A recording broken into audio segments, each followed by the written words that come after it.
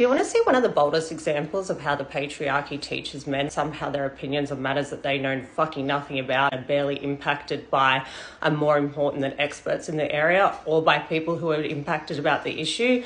Check out the comments the Average Joe's podcast has made in my video calling them out for platforming known and prolific DV perpetrator Shane Cuthbert.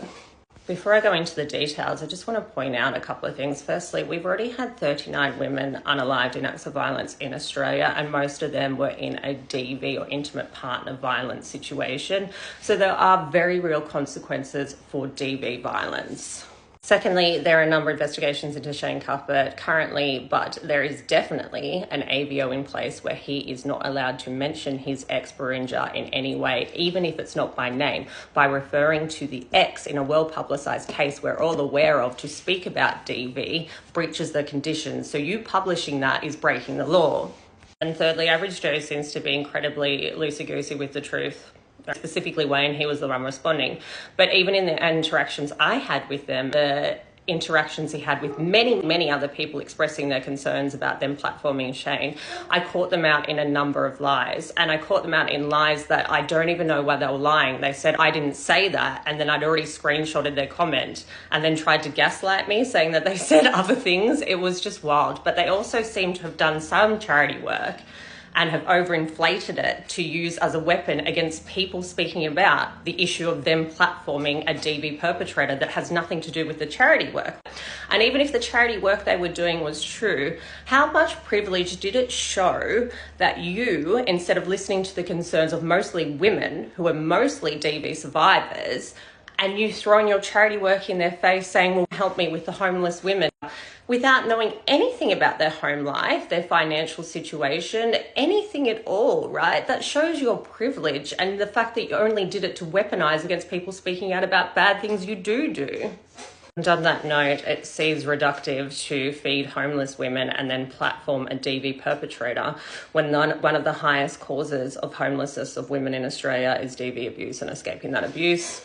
I did take a couple of days to actually do my due diligence and look into you, and you have had a couple of articles written about you. Good job. But a lot of the claims that you made in my comment section cannot be verified in any shape or form through, I found your old Facebook page. None of the claims that you said, none of the things what you're doing were promoted there. There's no legally registered charities. Like, it all just seems very interesting to me. I'm not outwardly saying that you're lying about it, but it seems very strange to me that you wouldn't be promoting any of these things on social media, but yet you're demanding on social media from my audience to come help you with these things. And even if they wanted to, they can't verify these things actually do exist or are legal. That's fucking strange.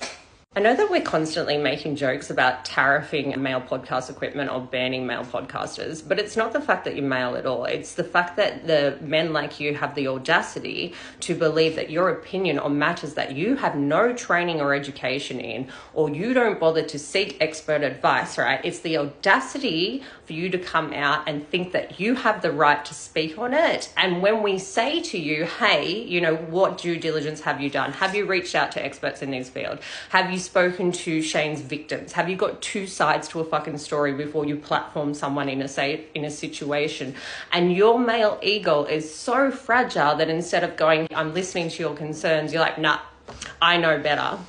You even used a comparison between Shane and a car, and you wanting to know that what broke Shane's engine as such. I think that's what you said, which is just fucking insane, because Shane is not a car. He's not a machine. If something breaks, it's not a direct response to something else happening in a car, because he is a human being with his own free will. Therefore, he's accountable and responsible for his own actions, no matter what's happened, right, under the hood.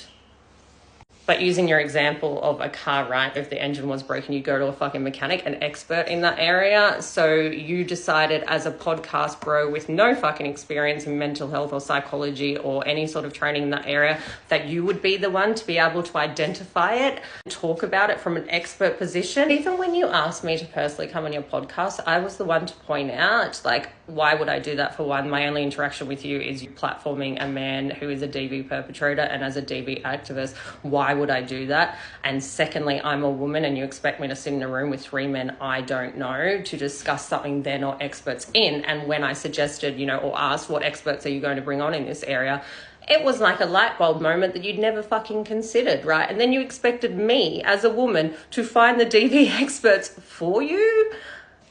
Which tracks, because you also thanked me as a woman for doing the work for you, increasing your engagement. In fact, you said several women have reached out to you since that interaction, that you had gained over 200 likes from our interaction. And that was very strange to me because I'd already screenshotted and saved your videos, and all I could see was one extra follower in those 24 hours. So I don't know why you guys keep lying about stuff. Anyway, speaking of engagement, it's clear you actually don't give a shit about the harm that you're doing by platforming Shane Cuthbert, and you're only doing it for engagement and rage bait purposes, and that's fine, do you. But what I will say, it hasn't ended well for other people publicly supporting Shane, including Shane himself, who lost his own account on here. So fuck around and find out, I guess.